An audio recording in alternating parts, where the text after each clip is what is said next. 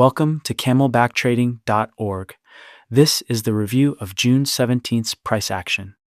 Using our proprietary Camelback TradingView market profile, let's review what developed and look at what is ahead for tomorrow. If you want the complete written report, the full strategic plan for next session, and all the specific key levels we are tracking, make sure to head over to our Substack publication right now to get the full plan. The afternoon macro catalyst completely rewrote our short-term parameters today. Going into the afternoon, we experienced typical rotational two-sided trading as market participants remained entirely on the sidelines awaiting the rate decision. This multi-hour pre-news balance built highly prominent wide points of control on both indices. Once the statement crossed the wires and the Fed press conference got underway, the market aggressively digested the information to the downside. Liquidating sellers stepped in, completely taking control of the auction. In the S&P, the liquidation leg successfully closed the weekly gap, leaving behind a split profile with two distinct distributions: a structural price spike, an afternoon rally high, and a late-day price probe to the downside. The Nasdaq proved slightly more resilient structurally but followed the same directional path, leaving its own late-day price probe down. With this heavy late-day selling, both indices have officially shifted their daily context to down. Heading into tomorrow, sellers hold a definitive structural lead. In the S&P, bears have multiple overhead references to lean on for defense, including the price probe, the distribution boundaries, the price spike, and today's prominent wide point of control. For sellers to maintain immediate control, they will want to prevent price from reclaiming value.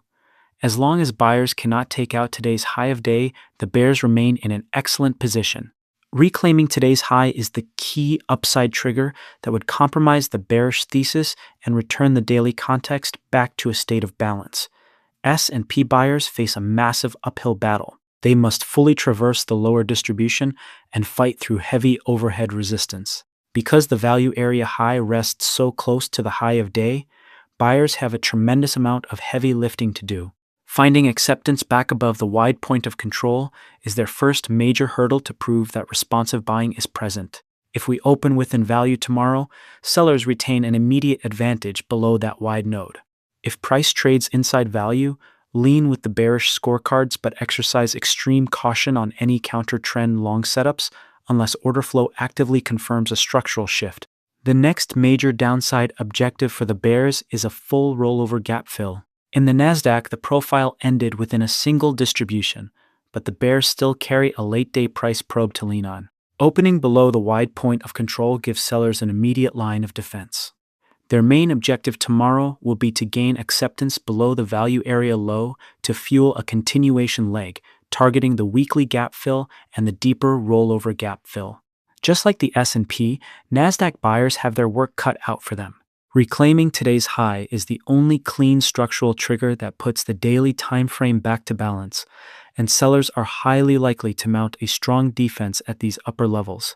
Buyers must find acceptance above the wide point of control to even begin stabilizing the chart. The post-news liquidation has provided clear boundaries. Never force a preconceived bias on a newly broken profile. Step into the morning completely neutral. Let the market profile structures guide your execution, and let the data guide your risk.